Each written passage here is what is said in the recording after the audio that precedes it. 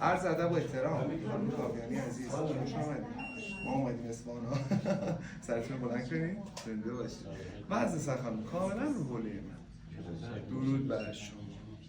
دندون روی دندون باشه، زبونتو نگیر، کتفا رو آزاد کن، یه نفس عمیق از بینی، تخلیه،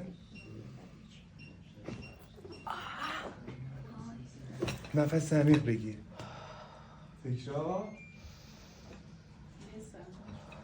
نفس بگیر. عافیتت باشه.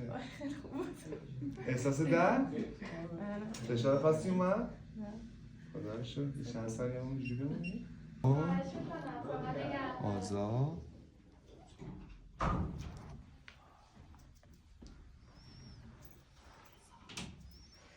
اینا همه باعث سردرد میشه ها. این کرکایی که رو گردن هست رها بذارید بیفتن. شو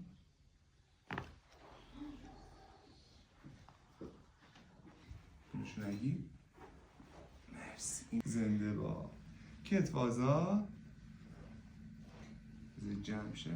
درود بر شما. بیاین بالا با من. رها.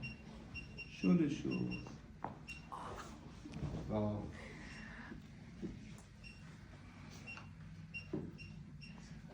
یه لحظه از ماتریکس خارج شد اینا. اینطوری؟ مرسی. کتف آزاد. بذارید جمع شه. بیاین بالا با من. درود بر شما. شل شو. سخت بود؟